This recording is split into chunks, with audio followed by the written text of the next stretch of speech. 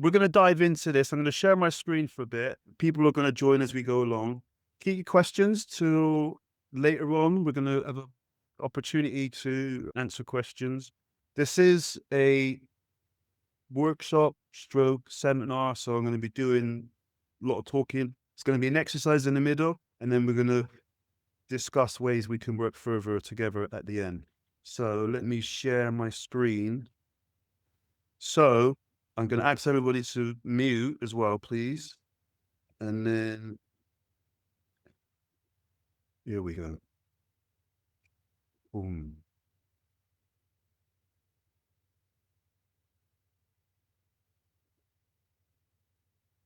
Okay.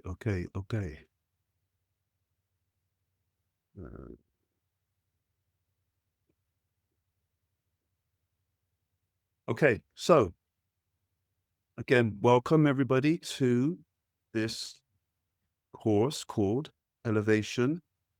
I could just...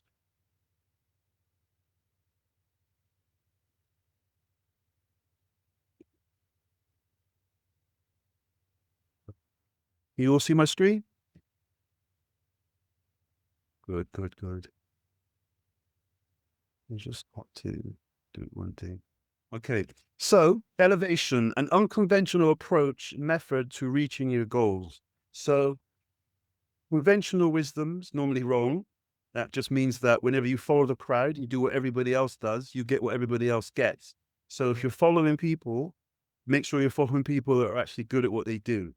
So we're going to be talking about unconventional approaches, stuff that's unpopular, stuff that people don't tend to do all the time, stuff that when we hear it, we immediately say, no, that's not going to work, but we haven't tried it yet. One of the big problems that we have in our society is that we are trained. We go to school for 12 years. We are trained in this heavy left brain rote stuff. And when we come to do the right brain creativity stuff, we find it difficult. We find it challenging. Why? Because they're programs and their habits. And we'll get a lot more into that later on. So you can't solve a problem at the same level it was created at. Think about why you guys are here. Think about the questions that you've been asking yourselves over the last couple of weeks, maybe a couple of months, some of you even a couple of years. These are what we call problems. And these are at a level that we keep asking the same question about the problem. If you're trying to solve a problem at the same level, meaning if you keep asking yourself the same question over and over again, that doesn't resolve the problem, this is the definition of madness, right? You think by focusing on the problem, you think by asking the questions, you think by asking your mate who doesn't know how to solve the problem, right? That they're going to somehow come up with a solution. We think we're going to somehow come up with a solution by talking to our other what if they haven't got the experience that you need? What if they're going to tell you what everyone else tells you and that doesn't solve the problem? Then what happens? A lot of us find ourselves in that same situation. So this guy is called General Patton. He's a 4-star general in the American Army. This story comes from a book called The 33 Strategies of War. So he was tasked with the job of taking the hill. So his job was to take the hill. And this hill was a strategic outpost. It was in the way of the American army getting to where they were going to get to. And he said to his generals, take the hill, take the hill. And the thing about what he did was he didn't tell his generals or his army or his soldiers like how to take the hill. He just gave them an order, take the hill. Why is it so interesting that he just gave that order? Because the leaders, his officers, they'd already been trained in a certain way of thinking. I'll say that again. They had been trained over long periods of time in a certain way of thinking. So when he delivered his order, they didn't say, how do you want us to take the hill? Should we do X? Oh, it would be a good idea if we did X, Y, or C. They didn't say any of that. They knew based on intuition, based on information of past wars and things that they'd fought in, based on their own intuition, their imagination, and then the constant strategies that they've been taught over long periods of time. They don't need to be told how to do it. They just use their intuition, and then they took the hill. They took the hill. So what can we learn from this? That you have to anticipate and adopt to changing circumstances. Discipline and rigorous training of the mind, right? Decisive, resolute leadership for yourself first that is necessary to succeed in complex and uncertain environments. That sounds like war, though, Krust. Think about where you are right now. Think about where you are in the economy. Think about where you are in your job. Think about where you are in your relationship. Is there any certainty there? There's no more jobs for life. There's no more pensions. AI is coming to take your job right now, right? So where is the certainty? Where's the certainty that we used to have 20, 30 years ago, where there were jobs for life, where you could come out of school and you could get a job, you could get a role, you could get an apprenticeship, and you could stay in that job for 10, 20, 30 years. That's no longer available. So this is creating uncertainty in people. And so these skills that this general displayed, these skills that this general displayed are the same skills that we need to now learn and understand how to display in this environment, because it is uncertain. It is complex. Nobody knows where the next pandemic is going to happen. Nobody knows where the next war is going to happen. Nobody knows where the economy is going to crash and all of our money now is going to become digital. Nobody knows when AI is going to take over. And so one of the skills that we're going to be learning is about the nature of patterns, and we'll dive a little bit deeper into this. But think about that for yourself. Think about how you're adapting to your circumstances. Think about the discipline that's going to be required of you to get to this next level, right?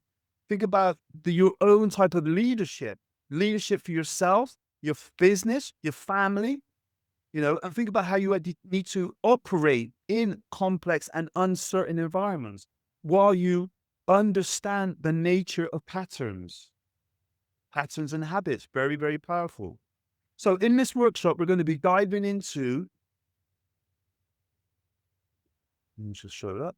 So in this workshop, we're going to be diving into why symptoms are a message and an opportunity to do what? We're going to have an opportunity to improve your confidence to do the hard stuff, right? The hard stuff. We've all been there. You come to that thing that you don't want to do, and it's like, no, I don't want to do it. That's probably why you're where you are. The hard stuff is where we need to get through. Having the clarity and certainty to go before. Have clarity and certainty where before you had fear and doubt. Think about that. To have clarity and certainty where before you had fear and doubt, right? Where's the next step? You don't know. It's going to be somewhere different. If you want to get to a new level, you've got to take different actions just by their sheer nature, create uncertainty, fear, and doubt.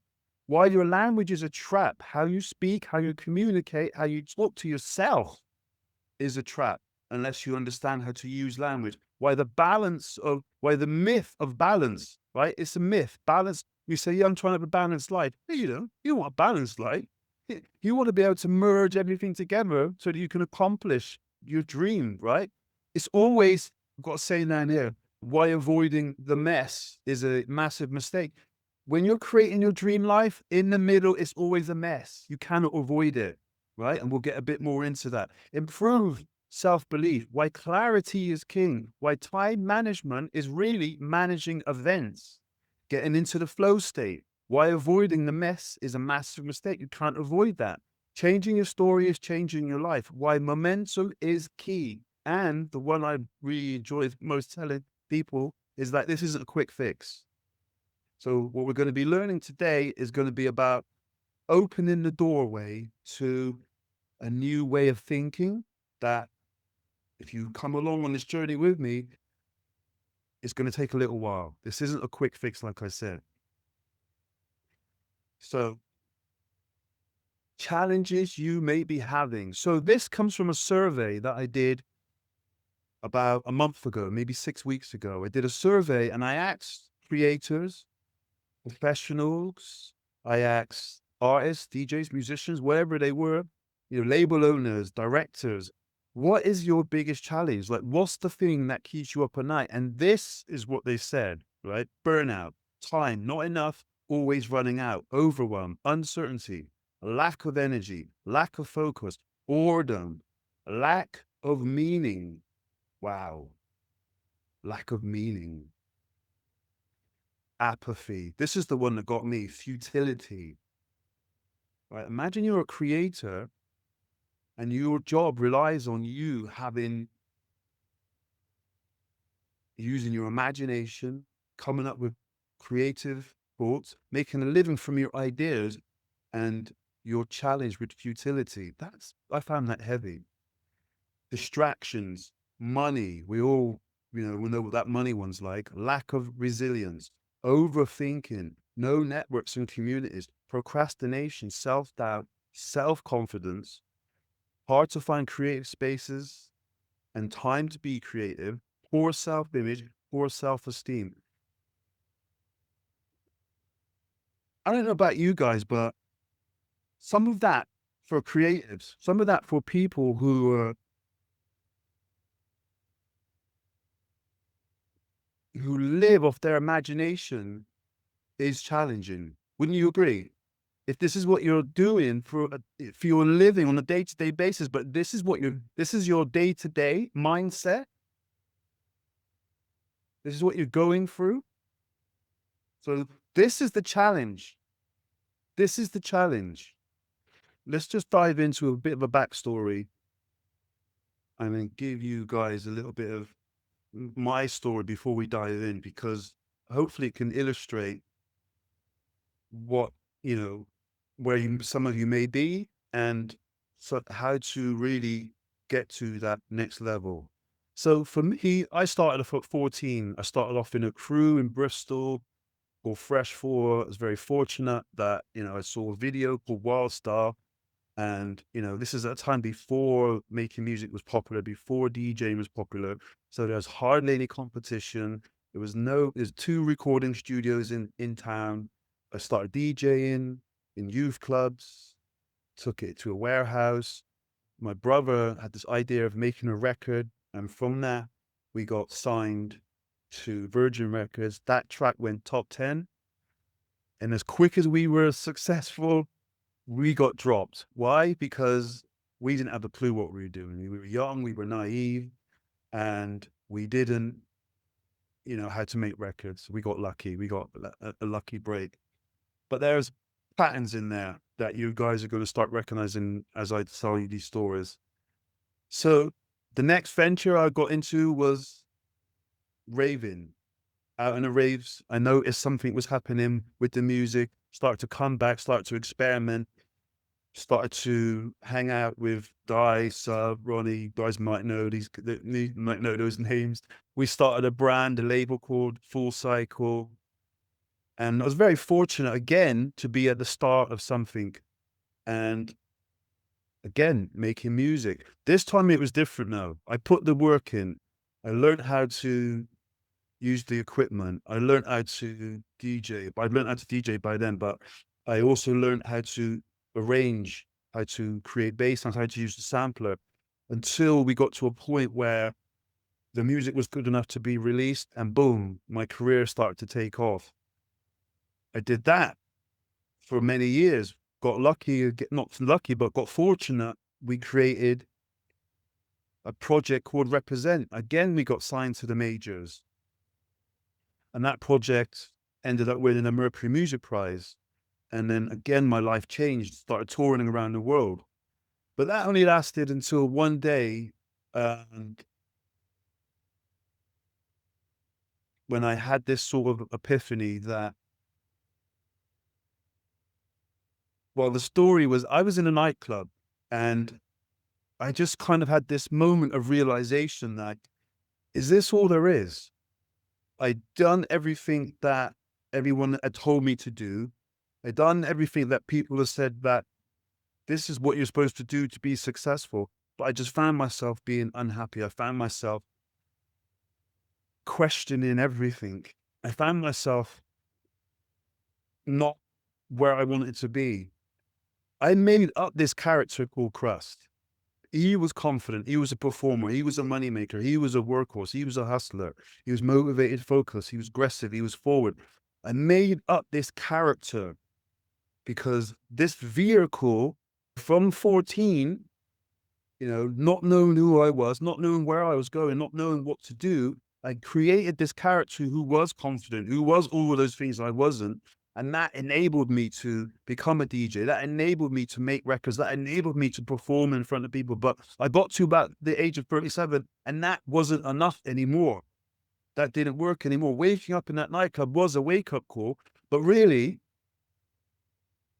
I was just going through the motions. And I've been going through the motions for a long time. And I know some of you can relate to that. You're in a position and you've got to do something different, but that thing about doing something different is pushing your buttons. And that's the reason why you're on this call today.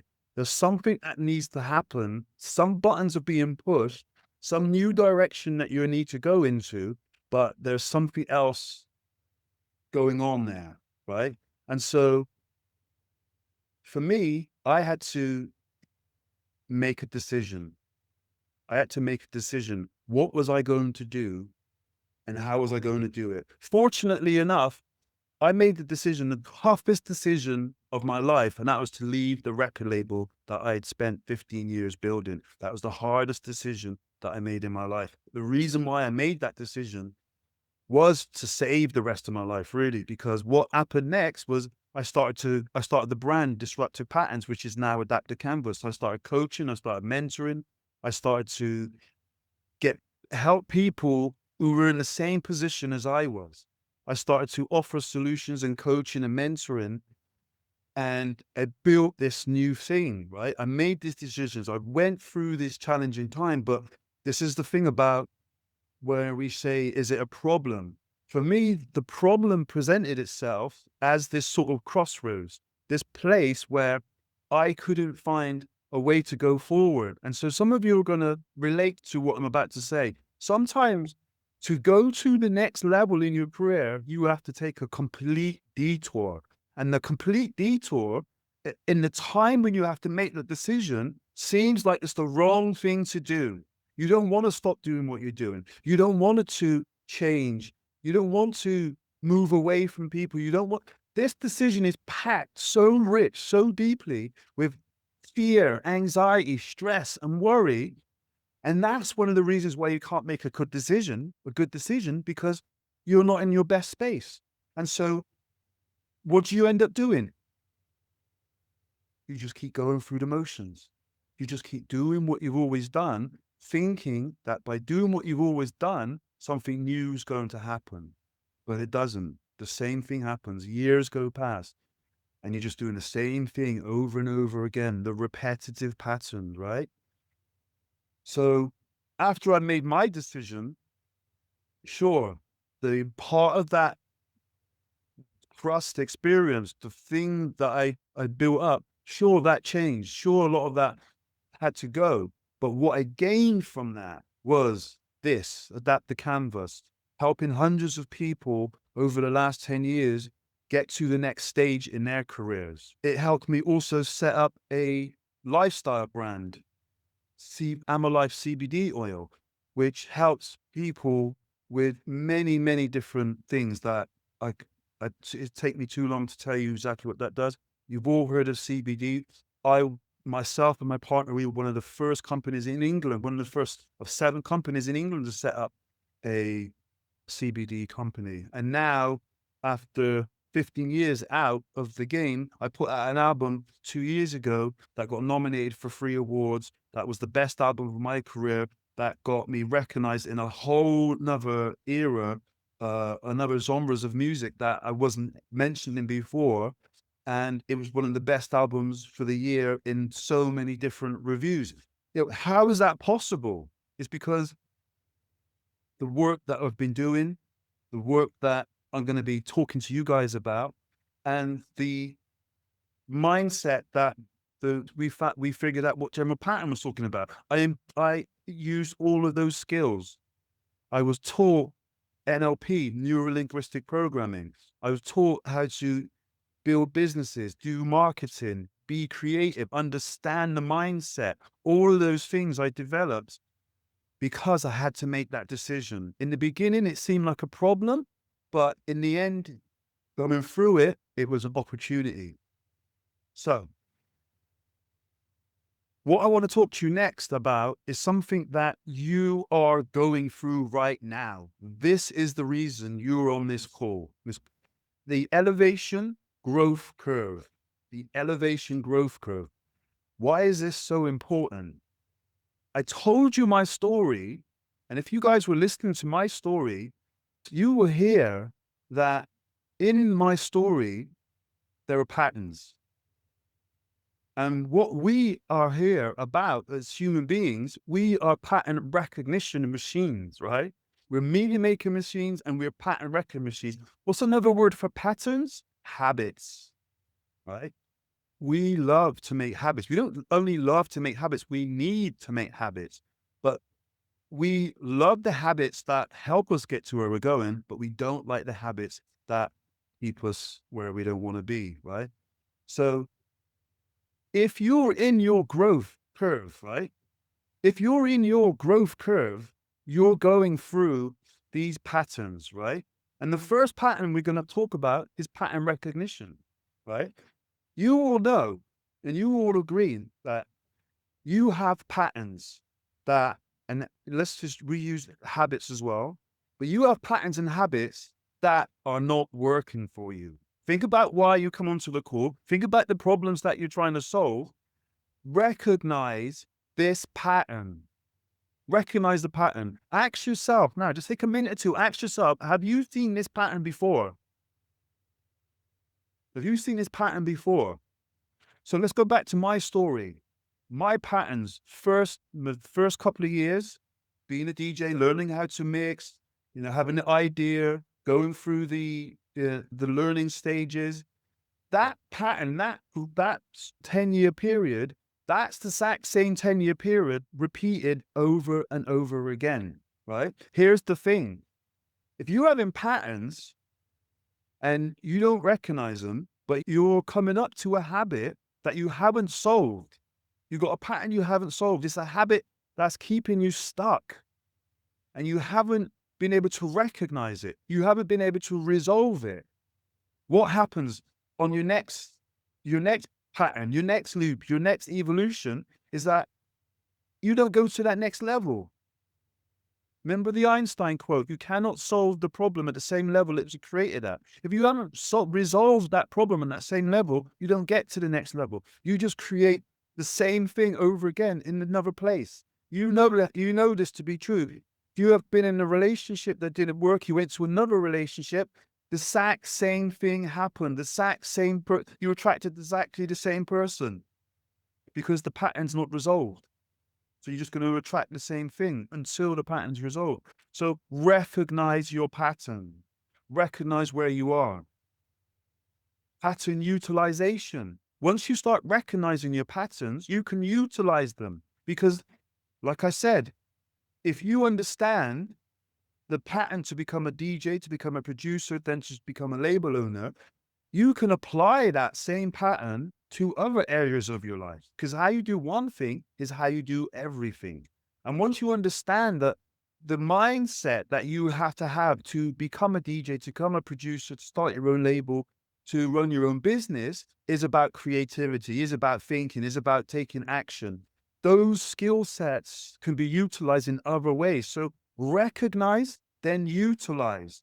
Then once you get to the pro level, this is like the expert level, you start to use these patterns to create new patterns. This is about being able to adapt to the environment, right? Seeing something and being able to use unorthodox methods. This is about thinking differently. This is about using creativity. So creativity is such an overused term, but to use creativity sometimes means to go outside of where everybody else is. Sometimes it means going and doing different things where other people aren't doing those things. And that in itself sets you apart from everybody else. But everybody else doesn't do this. Why? Because of what we talked about earlier, the fear and the doubt. You turn your mic off. Thank you. So we're talking about pattern creation when you get to the pro level. So let's break down exactly how this works, the elevation growth curve path, how it actually occurs. So in the beginning, what happens, right? Let's go back to my story again and follow along, guys. Look at your patterns and how it relates to you, right? And then notice where you are on this growth curve. This is going to be really, really powerful for you to get, right? So in the beginning, right? In the beginning of your journey, you have this idea. You have this idea. For me, I wanted to be a DJ. I saw it on TV, on this video, sorry. I said, right, I want to do that. The next question is, how do I do it? In the learning of how you do it, you're gonna come up with, the struggle, as it were, because I didn't have turntables, I didn't have speakers, I didn't know anybody who knew how to mix. And so, boom, like Star Trek, the search begun, right? I had to go out and I had to find all these people who could mix. I had to find, I had to learn, how to DJ. I had to learn how to mix. First of all, I had to go and get a job, right? I had to go and get a job so that I could afford a turntable. That was my commitment to the crew that I was in. I had to go and get a turntable. Look at all the skills that you're learning. This is the first step on the growth curve, is the first part, ideas. Turning the ideas into action, right? You're learning and it's difficult. You feel like you're struggling. Why are you struggling? Why is this so hard? It's something I love to do. It's because you're learning something new, right? You're putting yourself in this learning environment. You're doing something different. You're doing something new.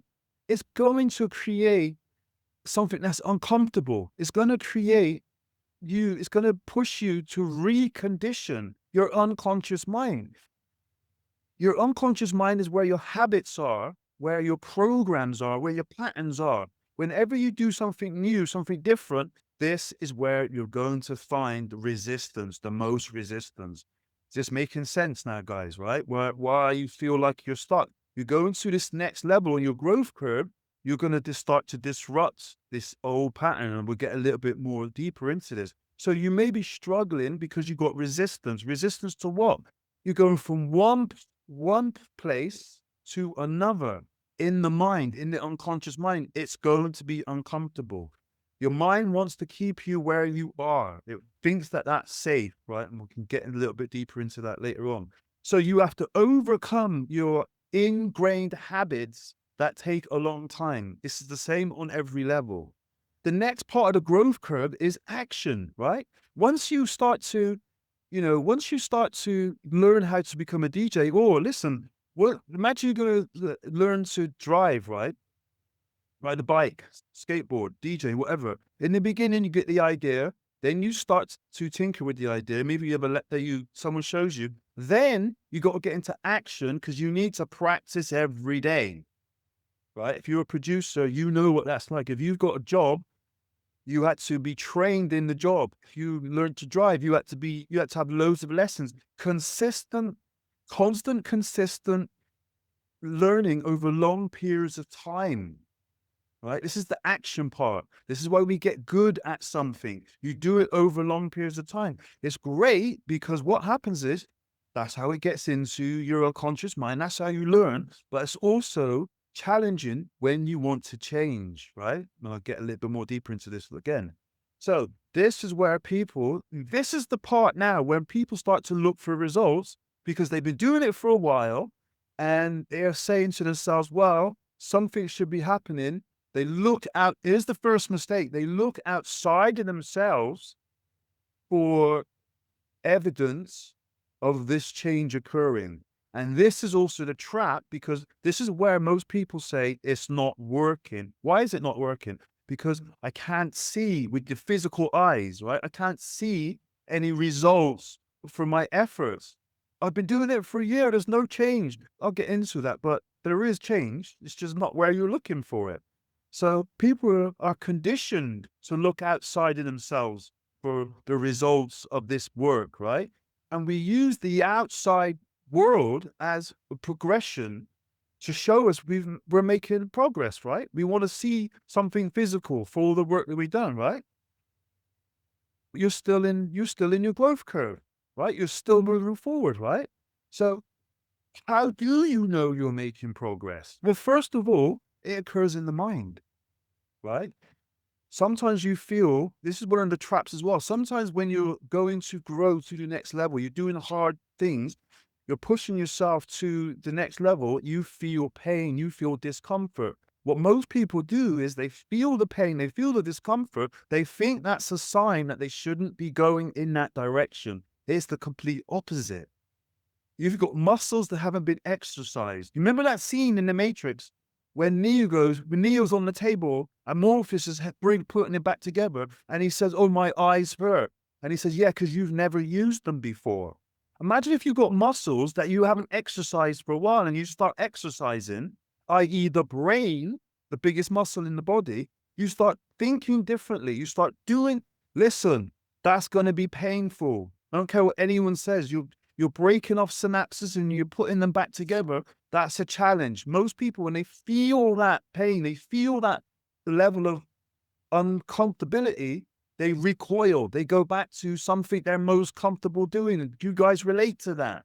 When it gets difficult, when it gets hard, it gets uncomfortable, what do? We seek comfort. We go back to eating chocolate in front of Netflix, right? Because it's comfortable, it's easy. I'm not going to get up at 4 o'clock in the morning and do all this coaching business and working out stuff. It's too fucking hard. I'm going to stay in bed. And when we tell ourselves this is another clue. It's in our language patterns. And again, I'll explain a bit more of that in a sec. But in our language patterns, when we speak to ourselves like that, we're just giving ourselves signals that we don't actually want. So again, how do we know we're making progress? First, it occurs in the mind. Then it's in our reactions, how we react in the world. Then it's in your language, right? It's in your language, how you are talking about yourself, how you describe the experience that you're going through, right? Typical Conrad knows about this. When we did our workshops, I banned people from saying not bad. I'd actually, how you doing, people? And if someone would say not bad, that's a double negative. Not bad, right? That's how you feel, not bad, right? The mind just picks up not and bad, right? A double negative. Why not say I'm great, fantastic? Reprogram yourself in your language. It also occurs in the way you respond to conditions. So how do you respond to the environment? How do you respond to challenges? That's how you know you're growing, right? When you notice that you're changing on the inside, right? Because this is an inside job, right? When you notice that you're changing on the inside, slowly but surely you start to change on the outside. And we've all been here. You've all been somewhere. You've done some work. You've done some changing. You've had to move to a different level. You've changed your life. You changed your environment. And someone's come up to you and they said, "Bro, you changed. There's something different about you." And you're like, "No, I haven't." But you've grown, right? And think about it like this. Why aren't you doing the same things you were doing when you were 10 years old? Because you've grown out of them. Right? You've grown out of that behavior. You've grown out of childish things. You're an adult. You're grown up. You do different things. And this is the challenge that we're going through. Those things happen quite naturally. You grow from whatever age you were to whatever age you are now. Those things happen quite naturally. But when you're making consistent change towards a specific goal, this is challenging. It's also challenging to stay somewhere where you don't want to be, where it's uncomfortable. So this is an inside job, right? It's not an outside in, it's an inside out, right? You have to change on the inside. So the cycle continues, the growth curve continues, right? And at the end of the cycle, we know that things have changed because we've changed, right? The things around us will start to change eventually. You know, you start to have the confidence, you start to have a knowing, right? Not a belief. You have a knowing, right? Just like you know you can drive a car, just like you know you can walk, you know you can ride a bike. It's a different feeling than belief. In the beginning, it was a belief. You believed that you could be successful at being a DJ or a producer. You believed that XYZ was going to happen. You believed until you got the experience, till things changed.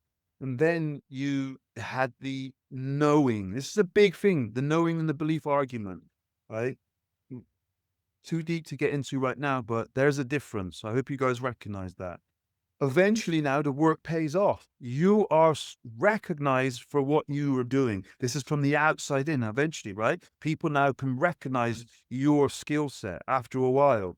People notice that you're different. Your life improves. Here's the flip side, right? Here's the flip side of all of this. And this is the undercurrent. This is what's underneath. This is why is what's holding most people back from taking this step is this question. What did you have to go through? What did you have to give up to get what you want? So think about the growth curve that we just went through, from the idea to the actions, to noticing how you make progress, to the end cycle. What did you have to give up to get what you want? And if you haven't given up something to get what you want, that's an indication of why you could be stuck. That's an indication of why you could be spinning your wheels. So you think you're making progress, but you're in one of those big American cars with the spinning rims. It's just the rims moving, going around. The car is stationary, right? You think you're making progress. You think you're going somewhere, but you're not actually, right? You're not ready to make that decision, right? It's decision time, right? It's decision time, right? What did you have to give up to get what you want?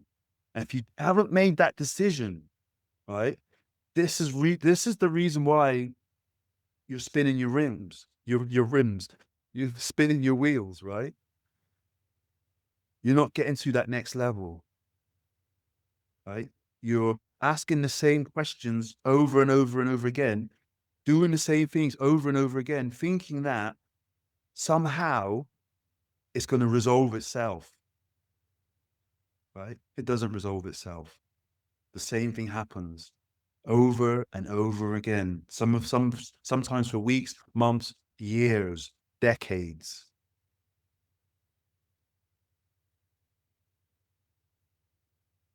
So here's the thing. Deep down, right? You took on the challenge for a reason, right? Write down what your reason was for going on this workshop, for having this dream, this goal, this thing that you started. What was the reason for it? Just write it down, jot it down somewhere. I'm going to share it in a minute. But what is that? Like there's a reason you're ready to go through whatever it is that you're going to go through to get to this next level. You're on this workshop.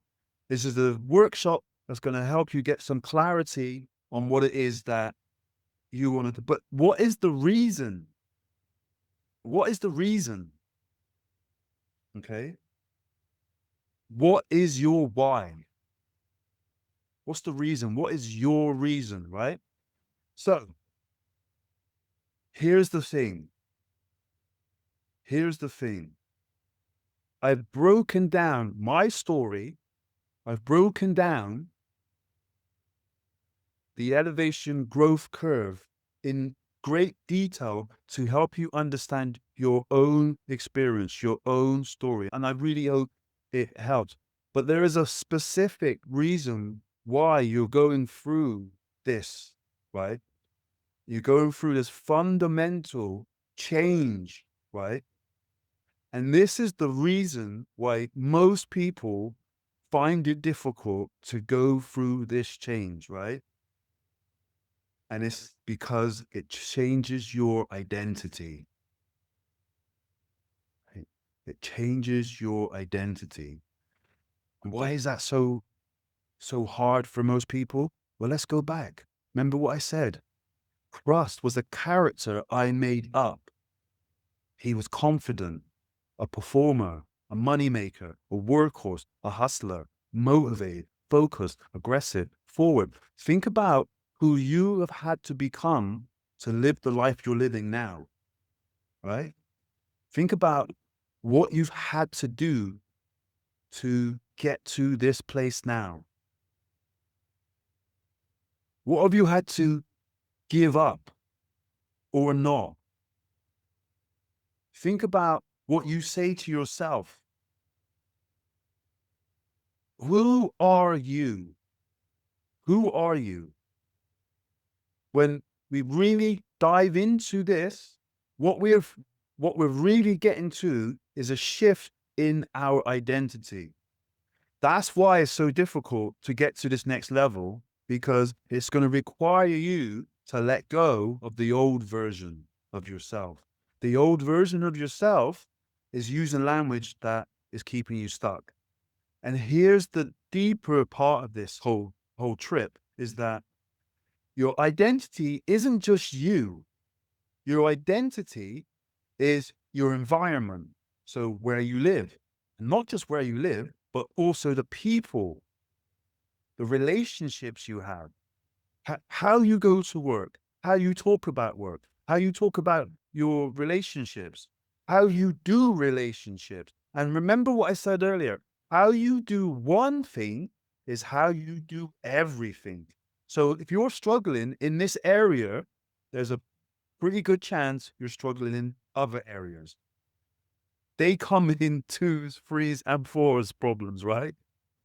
So they don't just come one at a time. And so this identity shift is so fundamental to who you really are that you will do everything in your power to stay congruent to your self-identity. What does that mean? It means you cannot outrun your self-image. However you identify yourself. That's why when I told you that Krust was a character I made up, and why he couldn't get past the age of 37 is because that character had run out, and I'd already made this. I already knew 2-3 years before that I had to change, but I couldn't do it. I wasn't ready to give it up. I didn't know how to get to that next level. Right? I wasn't confident enough. I wasn't all of these things. I knew I had to give them up, but there was this whole idea of how am I going to make a living? How am I going to make money? All these stories I was going to tell. I was telling myself that was keeping me stuck, keeping me unhappy, keeping me in a place that wasn't where I wanted to be. And that's because I identified so much with this at that foundational level. So think about yourself. What is it that you are saying who you are now, and where is it that you want to go, and who is that person need to become to get to that next level? Everything is tied into this. How you do time, how you do conversations, how you do your business, how you do your lifestyle, everything is tied into this. So to go to the next level requires you to undo this. Okay? It's making sense, guys?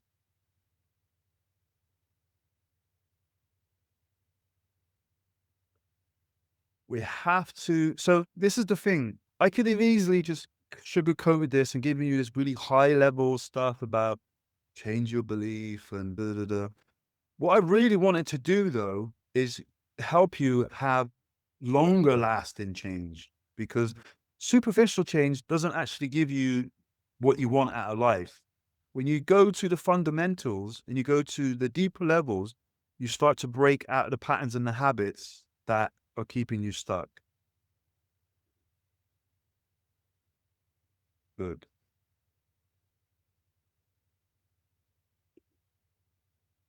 So the language patterns that we're using and the questions that we're always asking ourselves is, why am I stuck? Why are things the way they were? I'm always X. This is, this isn't right. This is fair. Again, this is language. This is language that we're using. We're trying to describe something that we're trying to,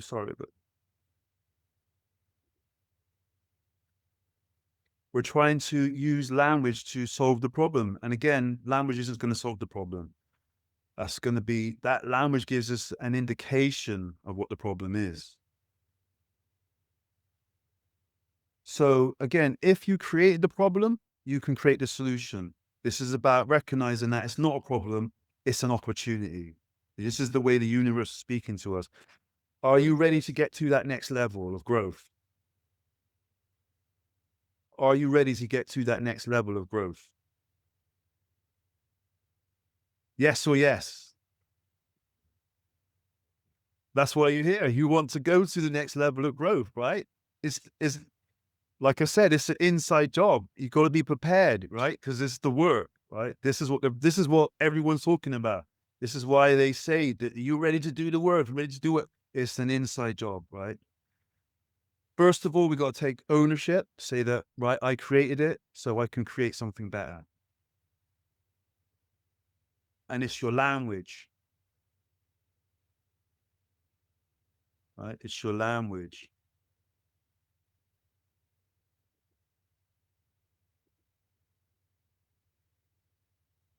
Your language that creates the resistance to change.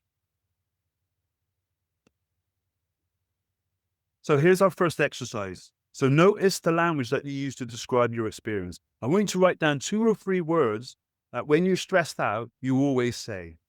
We all know what they are. Write them down. 2 or 3 words that you always say. Put them in the chat. 2 or 3 words that you always say when you're stressed out. So this is about awareness now. We're going to start noticing what we're doing when things don't go the way we want. When we're moving towards where we're going, but it's not working, what do we say? Notice your language. Now, write the words down, the sentences, the phrases. Write it down. What do you say, Liz? So we got, for fuck's sake. Yeah, that's right. What else? Tired, unmotivated. Yep. I'm tired. You're saying I'm tired. I'm unmotivated. What do you actually say? What's the words? I'm tired. And that triggers the feeling of being unmotivated. But what is the actual words that you say? Why am I even doing this? Yes. Fuck this. Yes. Look how this is the language we're using, right? This isn't motivating us to actually do the work. This is our language we're saying to ourselves when things don't go the way that we want. Remember, when I asked the group, how you doing? Everyone says not bad. That's a double negative. That's how you're describing your experience. So imagine things aren't going well already. And then you're saying to yourself, fuck this. Why am I doing this anyway? I'm tired. For fuck's sake. Like, how is that motivating you to take on a challenge that's going to be difficult? It's not, is it? And so this is about us reclaiming this awareness, reclaiming this information, and start to understand when we want to make these changes. First of all, let's recognize the language that we're using isn't really helping. I don't want to deal with these politics anymore. Music game is yeah. Think about that. Listen, I know exactly what that conversation is about.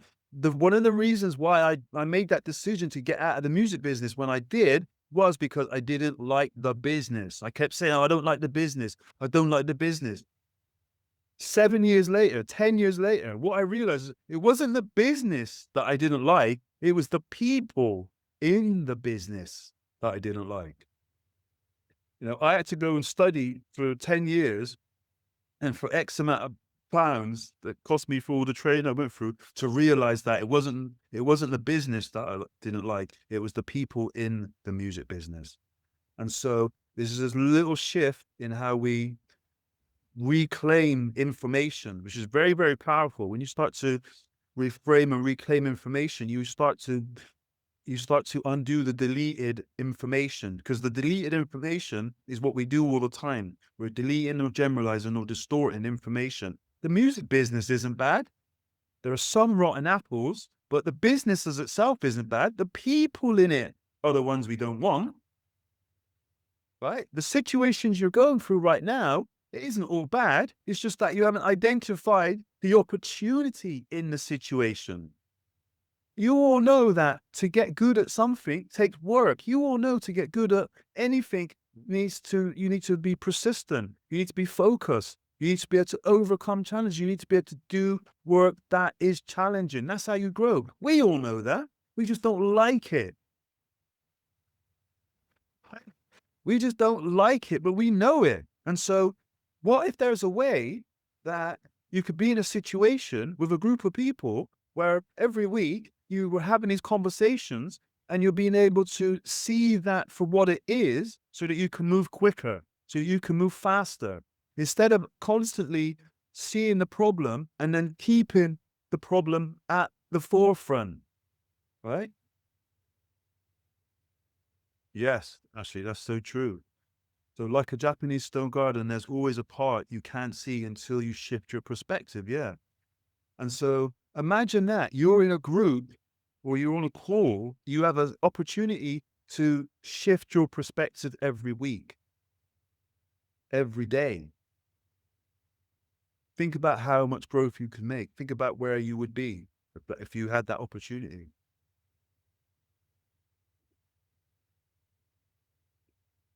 So notice if you're constantly using that language, you're not getting the results that you want. And you can see that language that you're using is not motivating you. It might give you a little bit of anger, but the anger might, if you know how to use the anger, is enough to shift you out of that state. But more often than not, it doesn't. It leads to the downward spiral. The language that you're using, it's even thinking about is out of an alignment for what you really want. What does that mean? The motivating language that you want to use will be in alignment with the goal that you want to achieve. Well, it's a bit of a mouthful, but the motivating language that you want to use is in alignment with the goal that you want to achieve. So that needs unraveling in your own unconscious mind, and you need to be clear on where you want to go, and then you need the plan to be able to, for that to occur. Vibrational alignment. Yes. It's deep stuff we're dealing with today. So using that language, you're never going to motivate yourself to do the difficult work. And here is the caveat. It's difficult work, right? It's difficult work. If it was easy, it would be done. You wouldn't be on this call. We'd all be flying. The reason why it's difficult work is because change is hard. The work that you need to do on yourself is about personal development. You're developing yourself. This is the definition of a goal in my mind. The definition of acquiring a goal is to become the person who can acquire the goal. It's not to get the goal, it's to become the person who can acquire the goal. Way, way different. So the first part again is noticing your language. Noticing your language, notice how you talk about your experience. And this is what leads us to be able to change a program, to change our habits. Okay, we're going to come to our second exercise, which is the fork in the road. Okay. So this exercise is it's going to be a closed eye exercise. It's going to be about 5 to 10 minutes. And you're going to get opportunity to make a new decision. It's going to be about making a choice. It's going to be about everything where you've come from, everything about where you're heading. The first part of making a new decision. You guys ready for this? Okay.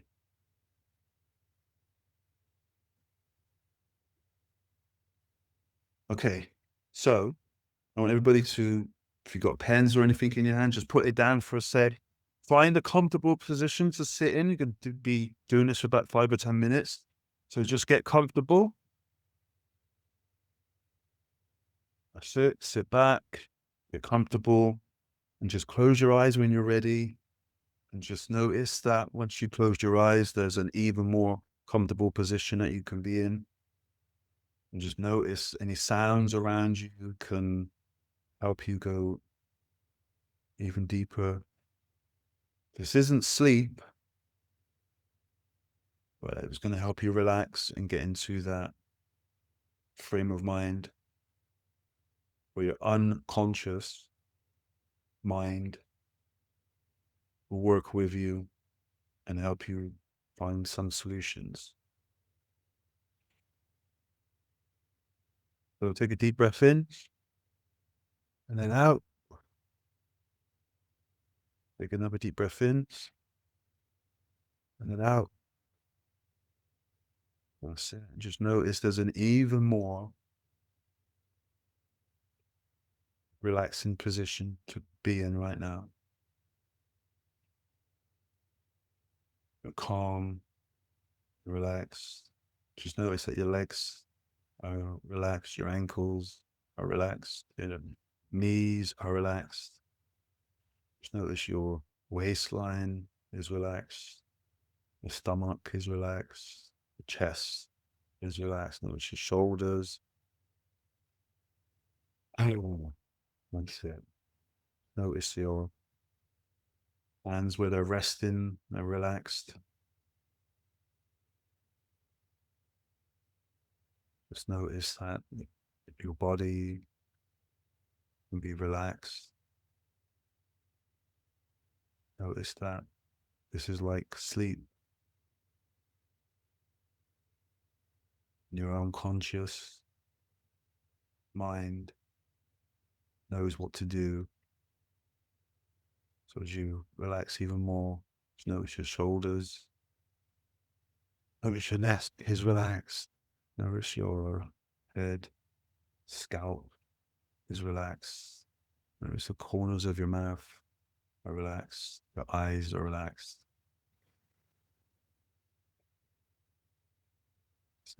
Relax, relax.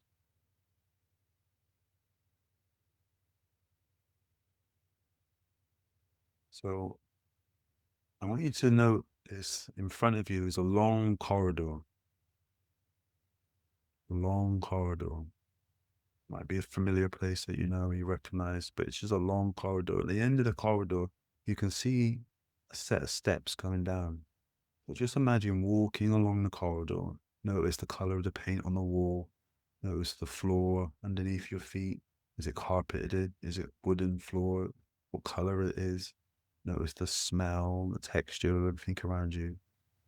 As you walk along this corridor, just notice that you're coming to a set of steps. And as you get to the top of the steps, notice there's a banister that you can hold. Notice the color of the steps. Notice that there's carpet on the steps, or the wooden steps or concrete steps. Just notice what you notice.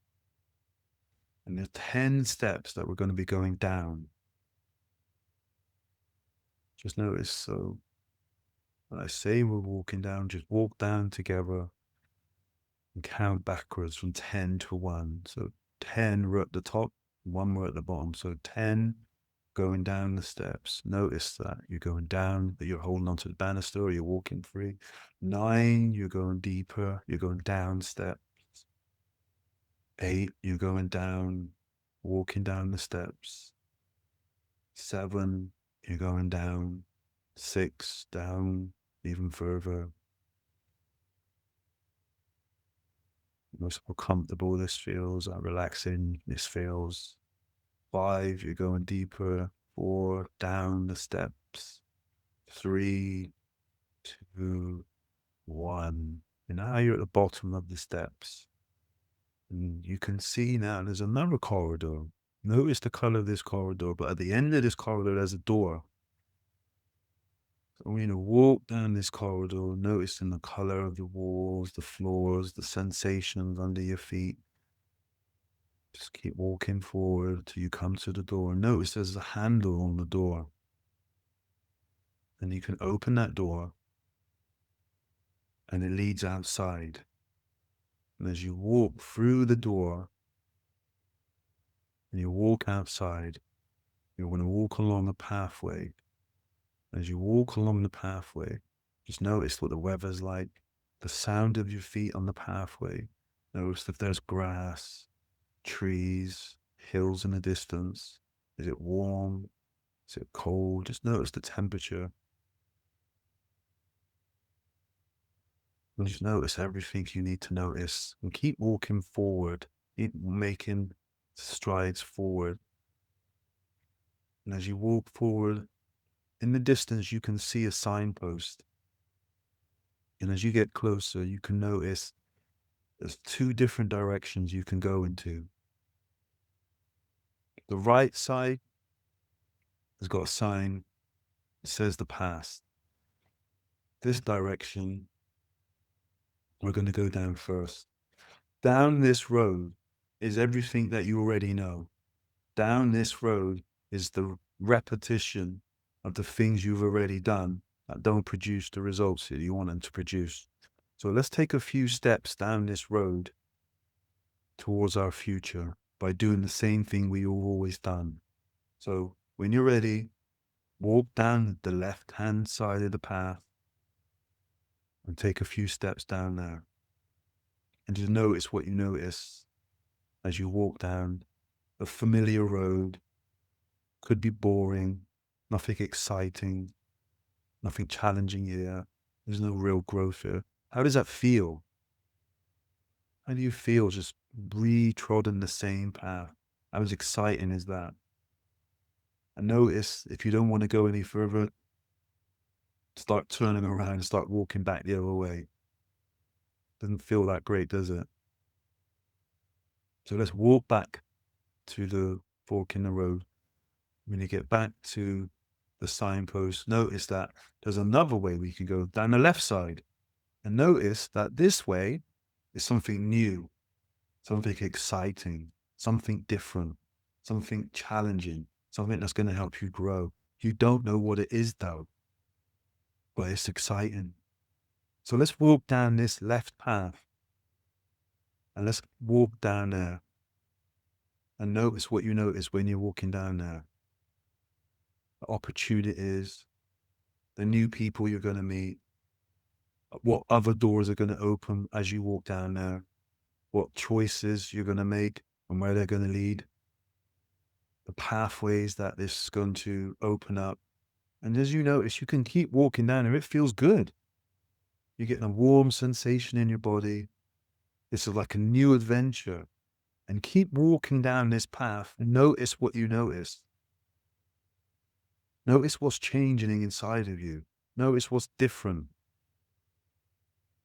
Notice how all the old habits don't feel the same. Notice how this new pathway feels exciting, feels kind of different. And as you look into the future, as you look in front of you, notice how different it looks. Notice the different choices that's available for you now.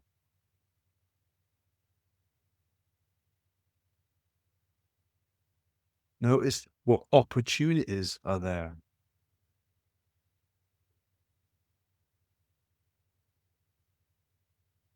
And as you carry on walking down this road, just imagine you keep on going. You see a sign that says 2 years. Keep on going. You see another sign that says 5 years. Keep on going. You see another sign that says 10 years. Keep on going. What does that feel like? What's that doing for you? What's that doing for your family? How inspiring is that for you? Where is your imagination leading you? What is it telling you to do? What doorways is that opening up for you?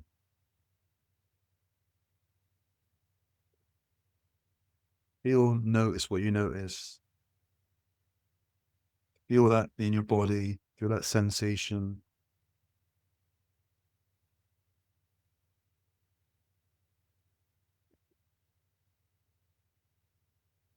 That's it. Just feel what you're feeling.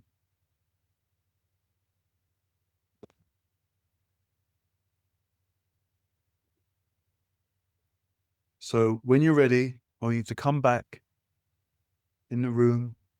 Just open your eyes, come back.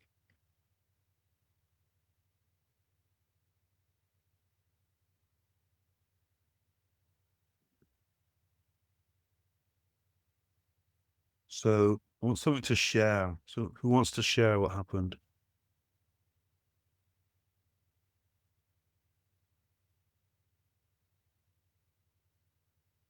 I guess it's and like reimagining ourselves in it, Krust, like we're seeing a different version of ourselves that could materialize.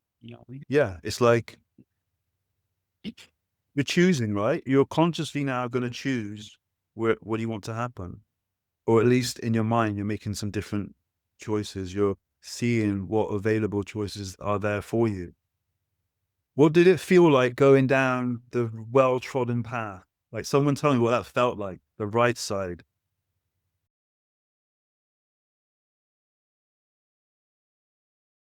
Was it good? Did it feel comfortable? Or was there like a sort of feeling like, oh, not this again?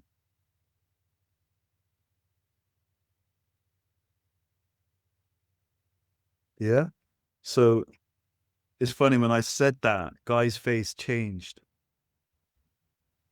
You've kind of just sort of, and you can see it's like, that's what it's like. It's like going back to an old relationship you know is over.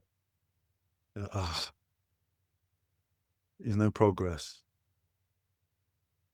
So we just did that exercise. That's really about helping us see something different, see possibilities, see a new choice. And you only need to make one decision that can lead you in a new direction, that can open a new door.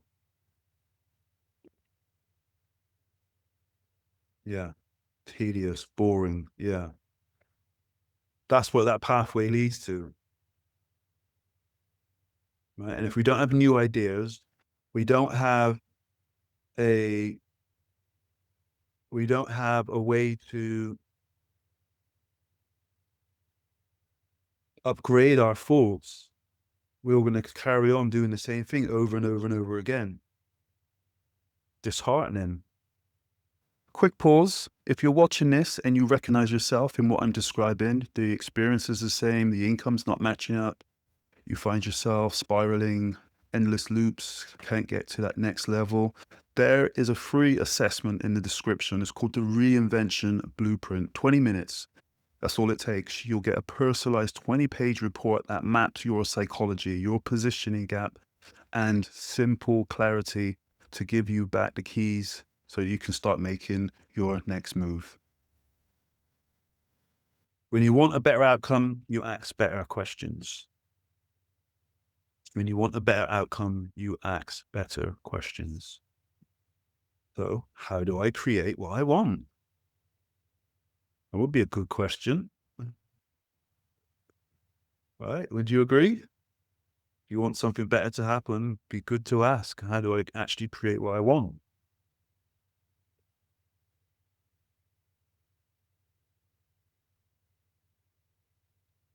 One of the first questions we want to ask ourselves is why we want the thing we want.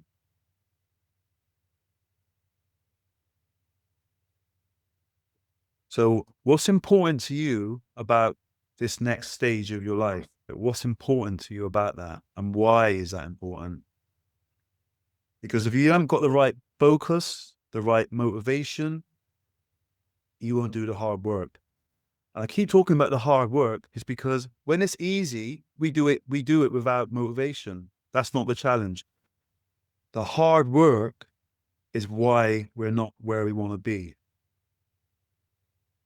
And again, that involves taking the decision, making that decision, because the hard work is in believing, imagining that this change that I'm going to make, this decision that I have to make, is going to be worse than where I am right now.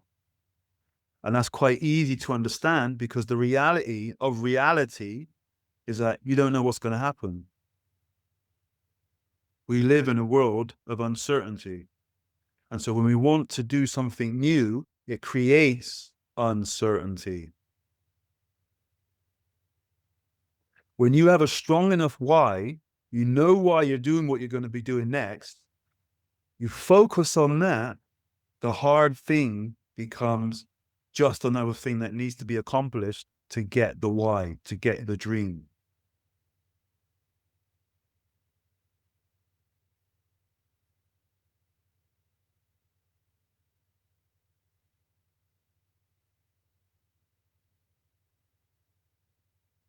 Why do you want it?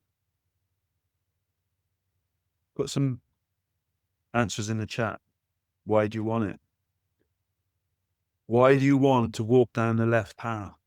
Why do you want that to happen? I was going to say something, Krust.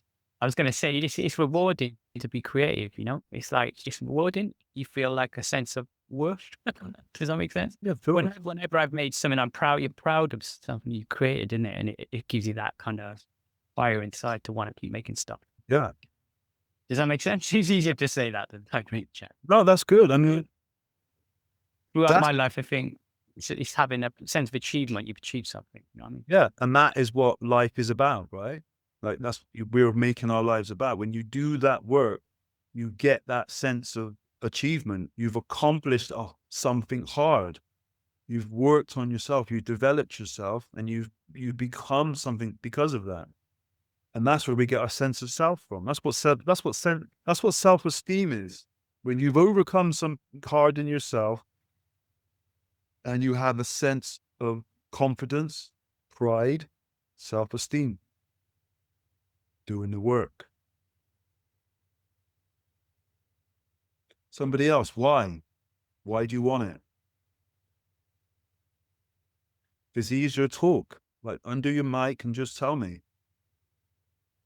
Yeah, it's about the living your life of purpose and feeling like you're,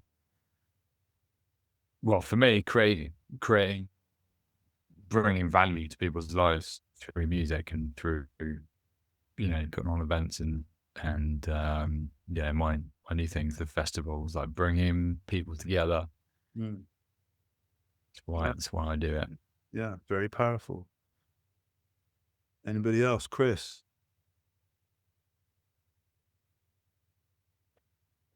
It's really kind of hard to put into words all at once. I'm feeling flooded with chapters of thoughts, so it's hard for me to point to just one. I guess I've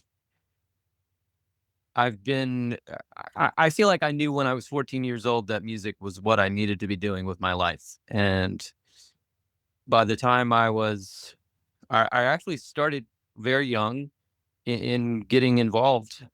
By the time I was 21, I, was in this very extremely popular band and all this kind of stuff. And we were set up for a lot of success. And then we stopped performing. And ever since that time, I feel like I've gone through so many different phases. I mean, I like to say I've retired 4 or 5 times, and I always come back around to this point. This, music is my passion. Music is my art. Music, and I guess I've always gotten sidetracked by the negative thinking of like, well, or the fear, how am I going to pay my bills, and then you get into raising a family, and then, my kids are grown now. So now is when COVID hit for me personally, it was like, this is the last train. I'm either going to do this or I'm not going to do this. And so that's kind of how it developed for me. I'm just like, why have I been continually putting this off? I need to just make my final run at it. This is the way I'm thinking about it right now. Yes. That's brilliant. Thank you. Well, you're in the right place. Brilliant. You can see by all the different answers, this means a lot to us, as creative people as well. As creative people, we don't just make content, we share parts of who we really are. And that's why it's so important for us, because when we share who we really are, we're exposing ourselves to everybody. Like, we're being vulnerable, we're opening up, We're exposing ourselves to criticism. We're exposing ourselves to success, the accolades, everything that comes with it. And so when we can't do that, that is the most frustrating thing for a creative, when you can't express yourself, when you don't feel like you're getting what you're due. And I know all about that. I've been on all of I've been the golden boy. I've been the guy who can't finish tunes. I've been the comeback kid.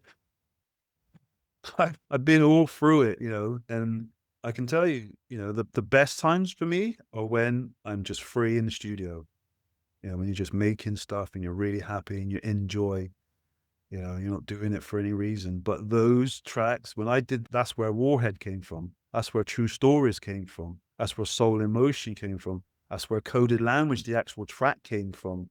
In that moment of not giving a fuck, of just being who I was in that, right? Living free. But it takes work. It takes work to get there. And brilliant. I want to thank you all for sharing some of that. I know this stuff, what I've been talking about, is quite deep and, thought-provoking, and it's probably bringing up a lot of emotions. It's supposed to, right? The problem what we're trying to get to is buried deep inside, and we need to go down there and fetch it out. We haven't given it any attention, right? We haven't given it any attention, and we've been trying to ignore it, thinking it's going to go away by itself so that we can get on and live our life. And that part was saying, no, you need to pay me some attention. I'm going to annoy the fuck out of you until you fucking give me some love, until you show me something, pay me some attention. And ignoring it doesn't make it go away, does it? Does it? It doesn't go away when you ignore it.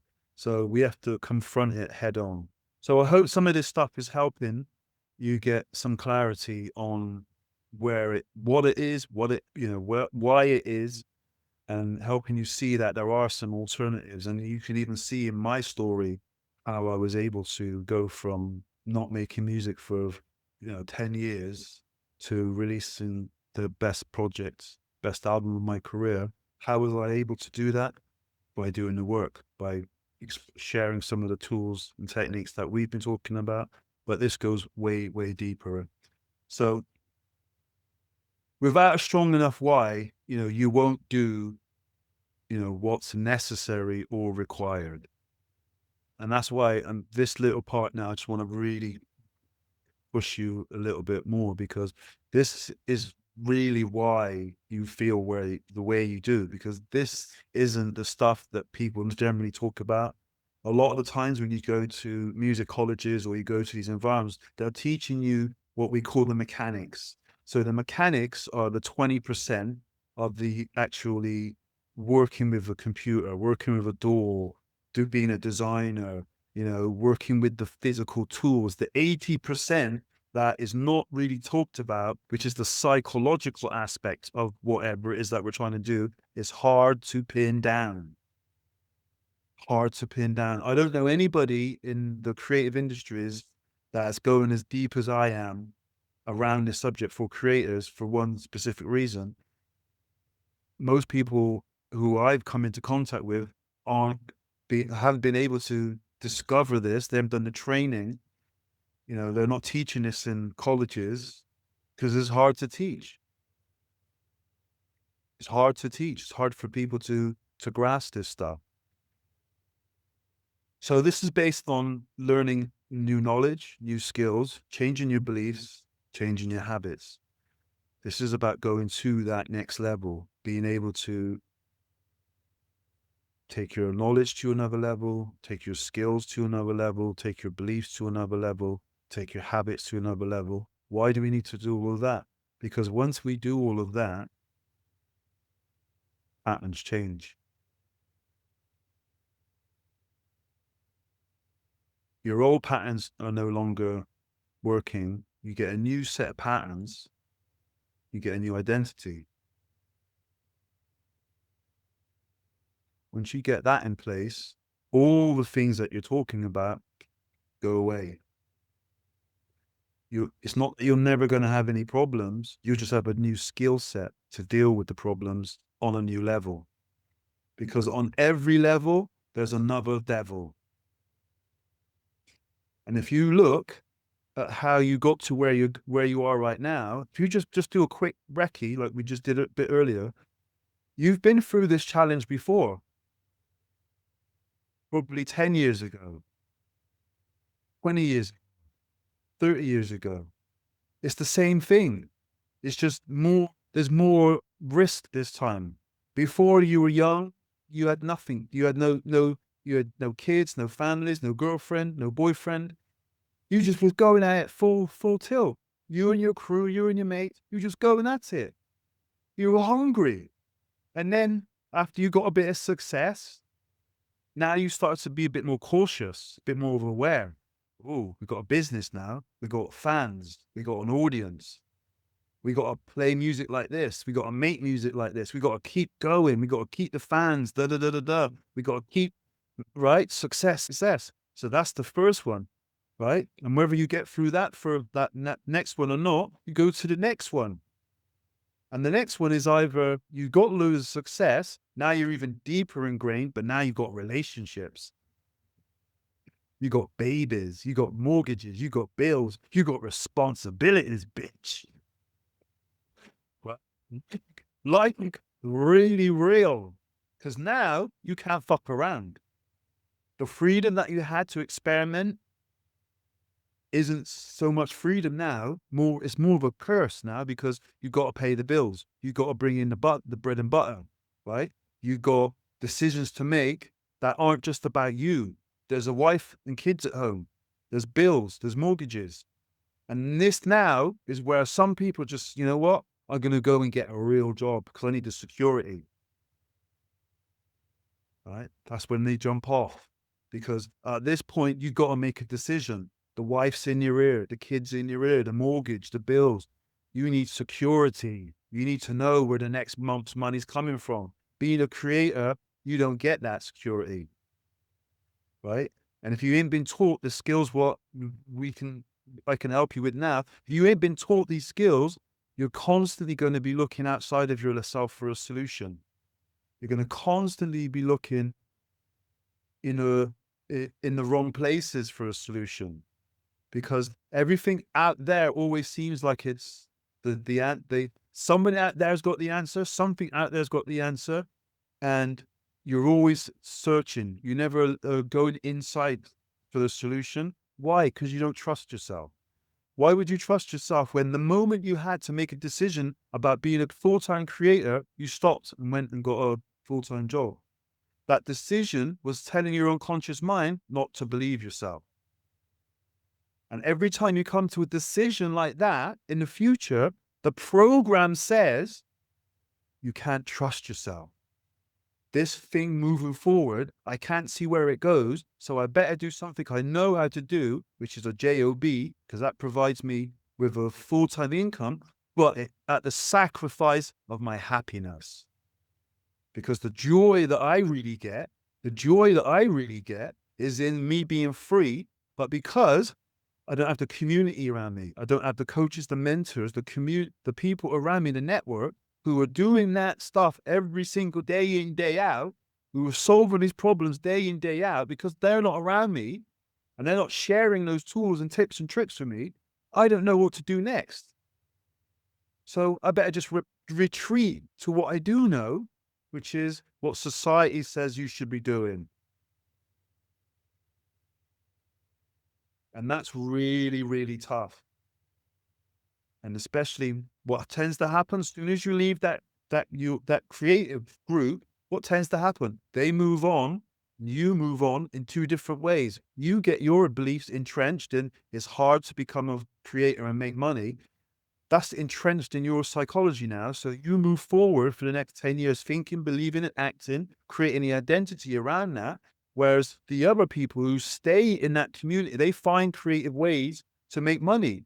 They follow the trends, the information, they break down patterns and habits, they understand how to, and in the group and with the people around you, you're creating the safety and the security because you're with the group, and it's not just you, it's a group of you. You've all been there. There's a group of you that are all thinking and believing the same thing. That's why it's so easy to do it in the beginning. The trick is to maintain that as you go along through these different levels. And that's the first thing that tends to break down, is that you lose the connection with the community and the network. So the people that are moving on, you're not moving on. Why is that? Because you got a job. You ain't got time to be in these networks anymore. You're feeding kids, you're changing nappies, you're in relationships, right? You come home and you're tired. Listen, I've been there. When I stopped making music for 10 years, I was in a relationship. My daughter was growing up. She was having a kid. I moved to London. I was doing this coaching. I had a job. I had a job for 2 years. Actually, I had a job for 3 months. First of all, I had a job for 3 months. I couldn't hack it. And then I started to do the coaching and mentoring. And that started to feel like a job. And I was like, no, I don't want, and I had to keep rebuilding and rethinking the whole thing. It was really, listen, I know exactly what everyone's going through, because I went through it for 2 years. It was so stressful. I was trying to understand how to think differently, apply all the stuff I was learning. I was taking out loans to get coaching. I was getting in debt because the coaching wasn't working. My business wasn't working. I couldn't listen. It was hard work for 2 or 3 years, really at the coal face of like, oh, I'm going to give up and go and get a real job. But something kept me going. I knew what most people don't know was that the thing that kept me going was I knew that there was a way through. I just couldn't see it yet. And how did I know that? Because of my patterns. Think about the story I just told you. From 14 to 20, I was self-employed. I've only ever had one real job in my life. So from 14 to 20, music, top 10 hit. From about 20 to 25, raving in the fields, MDMA, ecstasy. And then from 25, yeah, that's right. And then from about 23 to 35, actually 23 to about 42, full cycle. So full cycle was creativity, ingenuity, innovation, breaking old patterns and old habits, learning on the job. Did I know how to start a record label? No, I did not.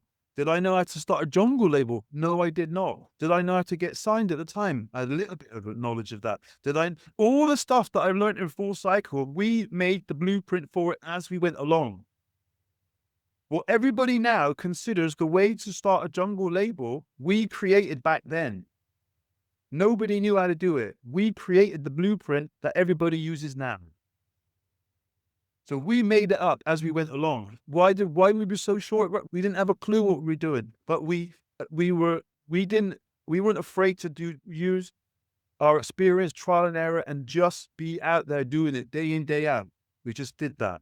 So that gave me the confidence in my patterns and habits, so that when I had to do the work on my identity, I knew that I was going through a pattern. I knew I was going through the pattern. So this is why it's so important to understand your patterns and where you are in it, because you're going through it right now.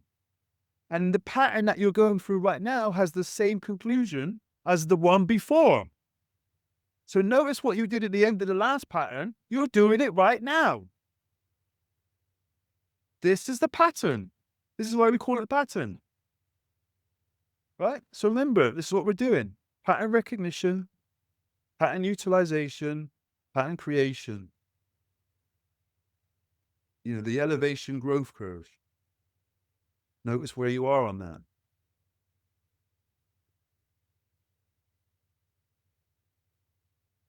In a minute, we're going to open it up to some questions. And then I'm going to explain how, if you guys want to, we can work further together. So open up your mics and let's have, 5 or 10 minutes for some questions, and then we can move on. Are there any questions about what we talked about?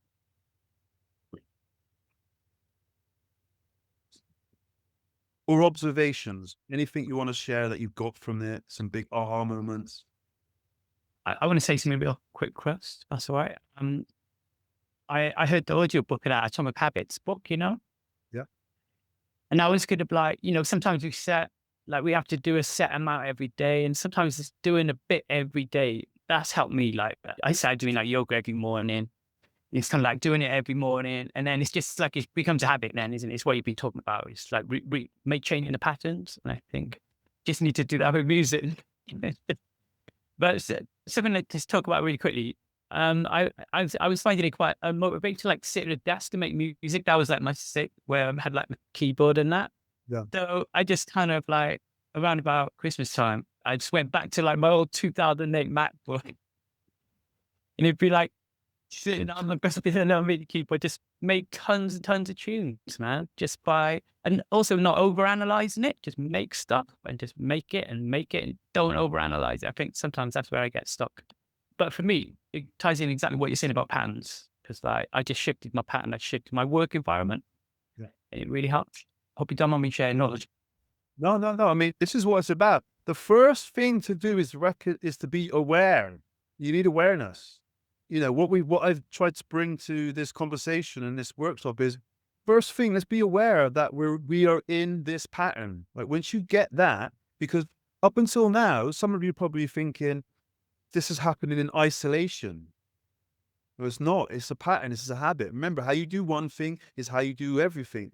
And if this is happening continuously and you're not aware of it, then you're just walking around blind. And so once we can see this is a pattern, this is a habit, then we can start dealing with it. Because if it's a pattern and a habit and I notice it, okay, here's the flip side of that though. You also have patterns and habits that work for you, that are positive. So we want to be aware of those as well. It's not just about talking about problems and places where you're stuck. This is about recognizing where you are using patterns and utilizing them. And then it's understanding how we make that work for us, right? And this is where the meeting of the mind comes from. Guy, thanks for that. Anybody else? Questions, observations?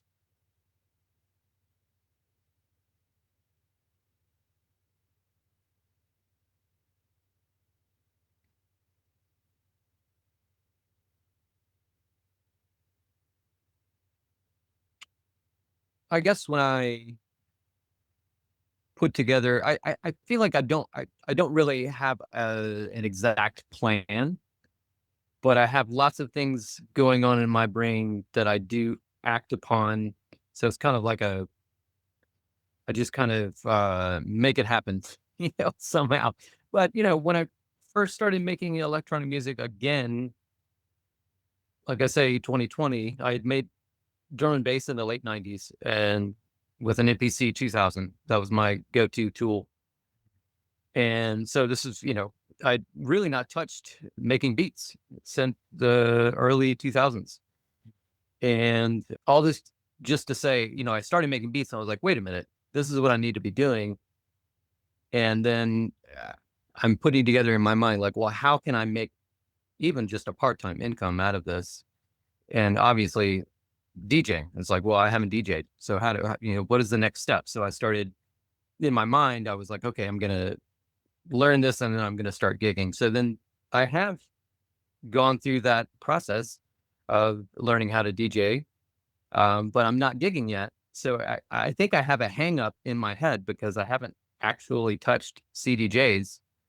And I'm like, well, I can't go accept a gig and have this new tool that I've never touched before and expect to just hop on and do this flawless hour set at some event, So that has been my hang up now for about half a year. Wow. And that's a hurdle that's a current hurdle that I know I'm holding myself back in some way because I have this fear of just like showing up with this tool I've never touched before. Right.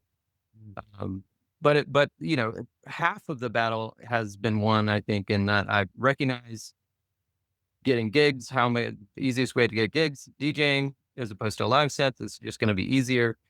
That's my next step. So at least I did do that. And then in the process of doing that, I found myself answering this subtle radio call to have a show. They were looking for more people, and they took me in. And so now it's like I feel like I'm this brand new DJ, very little experience, and I have this residency on subtle radio. That's fucking madness.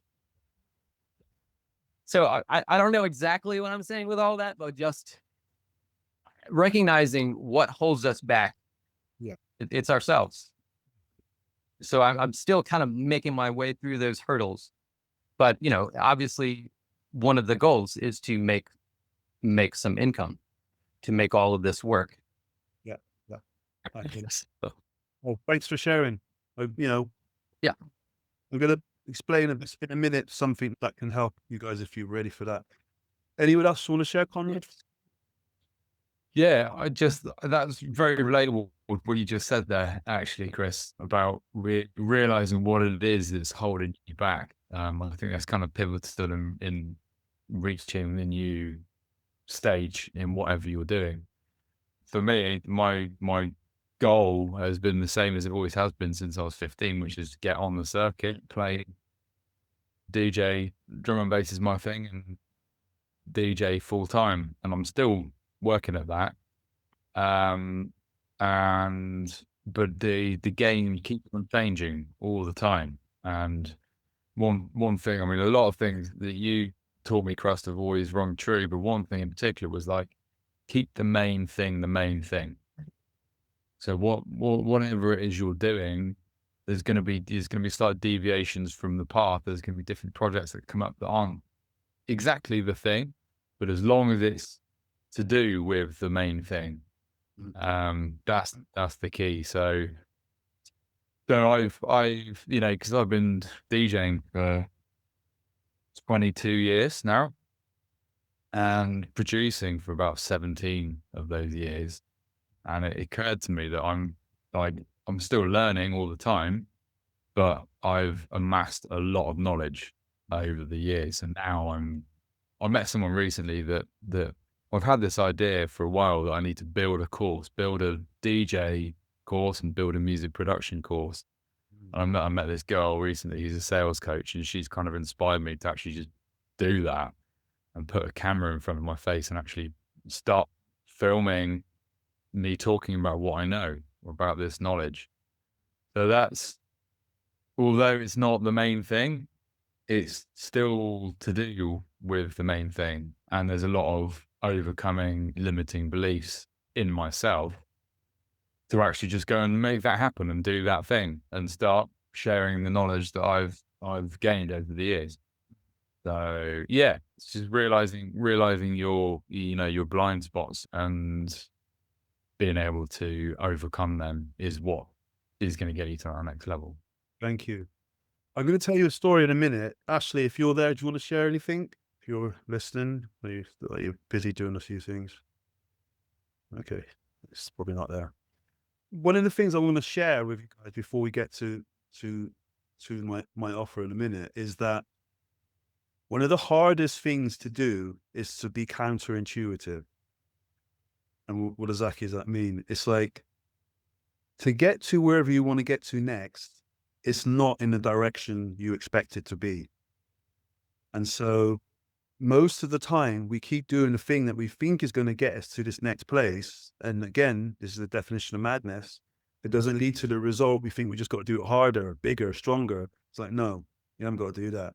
You got to be prepared to do something different. And this is where, again, the patterns come from and the habits. We just keep doing the same thing because that's what we've been taught to do, or that's what we feels good to do. When I work with people, I get people to think outside the box. This is where it comes from, right? Think outside the box, because to get to where you want to get to, it's not going to be where you think it is. It's going to be the last place you want to look. And the last place you want to look isn't the place you want to be. That's why we don't go there. And that's why we struggle to get to that next level, because it's really hard to actually get through that place and look and just think, what's down there? It's like, it's like that scene in Revenge of the Jedi where Luke and Yoda's teaching Luke, and there's a hole. Do you remember that scene where there's a hole and he has to go down in the hole? And he says, before he goes down, he goes to Yoda, what's down there? And he says, only what you take with you. You remember that scene? And he has to go down this hole, and he has to, basically it's a metaphor for him having to face himself, to do something that's so uncomfortable, to do something that feels so alien to him, that his way of dealing with it is to take a weapon. Right? That's what gives him comfort. And so what are we doing? What are you doing every day? What are you doing? Our comfort is to not go down the hole. It is to do the thing that we normally do that doesn't get us what we want, but it makes us feel good. It doesn't get you what you want, but it makes you feel good. Okay, so let's get down to the next part, which is, we're going to have time for this, but we could have got into talking about compelling vision, which is, I think you've all got that anyway. It sounds pretty strong. But what's next? So this is about an opportunity to work together. Like I said, this is my new course. It's called Elevation. And what we've been doing is just doing a slight one part of it. So the initiate elevation is about how to get to this goal, how to get to this vision. We're going to be working on mindset. We did a little bit of that today. We did a little bit of goals, did a little bit of that today. About time management, right? It's about building your confidence. It's about having an action plan, tools for 2023. Tools for 2023. What does that mean? Think about what's going on out there in the world today. Are you up on it? Do you know the best ways to get where you're going? Do you have access to the best tools? Do you have access to the best ideas, using them? For instance, like AI. I've been dealing with AI since GPT-3 came out just before Christmas. I've been delving deep into that. And I've been doing private sessions with people, helping them understand how to use it properly, how to use the prompts, what to say and stuff, right? So tools for 2023, loads of them out there, loads of things to help you get to where you're going to get to. We're going to be doing change belief work, right? We did a little bit today. We've all agreed that there's some development that needs to happen.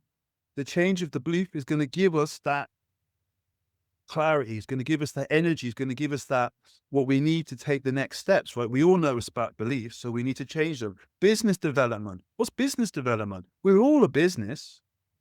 We're all a business. We all have businesses, and we need to develop them. We need to know the best ways to build those brands. We need to know the best opportunities. We need to know how to position ourselves. We need to know how to create the opportunity in our business so we can be looked at like we've got something to offer. So this is about building your business, building your brand, getting deep into the nitty gritty about developing new stories, new opportunities that open new doorways, right? Dealing with the resistance and the obstacles, right? This isn't like the mindset. Mindset is about learning the tools. Dealing with the resistance and obstacles is actually going in, finding out what the resistance and the obstacles are and working them, right? This isn't about nice conversations about what happened to me in childhood. This is about going in there and solving the problem and figuring out why that's an obstacle. Why is there resistance? And when we clear all that, boom, you start moving forward. A 90-day fast track. So we're going to be working solidly together for the first 90 days, every week for 90 days. That's 3 months. Every week we'll be together, and then we'll go to a once a month after that. So this is a beta test program, okay? So I haven't finished the website, and I haven't finished the landing page yet. So I'm doing this now as a special offer, and I'll give you the final price in a minute.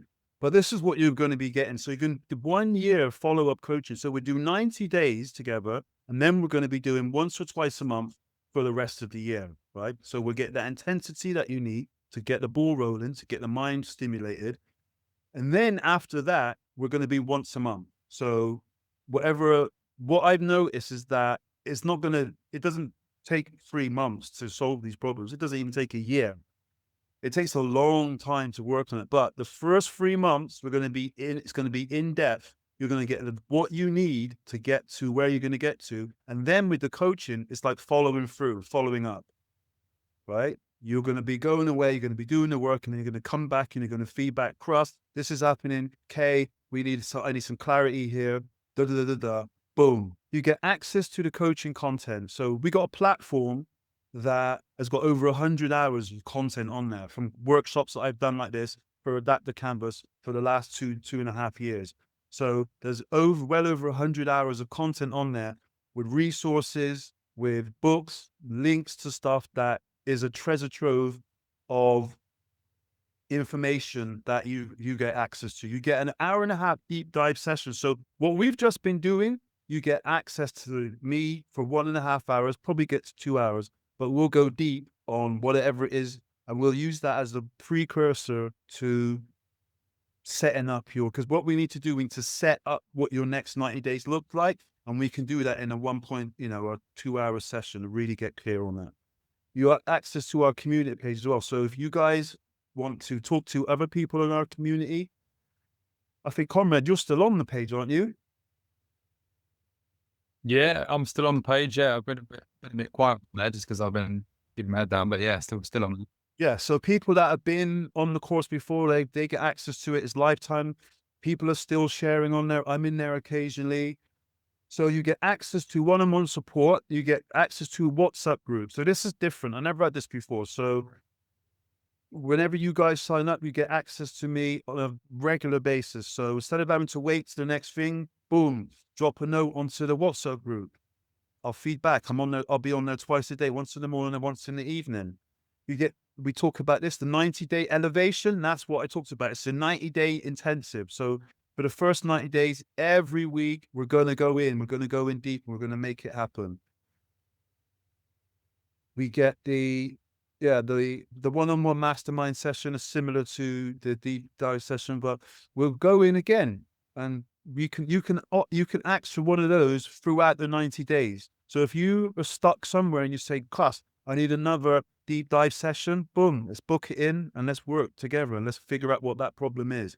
You get this. These are some free pieces of content. So the conditioning cycles mastermind and the goal setting system, these are already recorded. You'll get access to those. As soon as you sign up, they'll be part of the package that you can access straight away.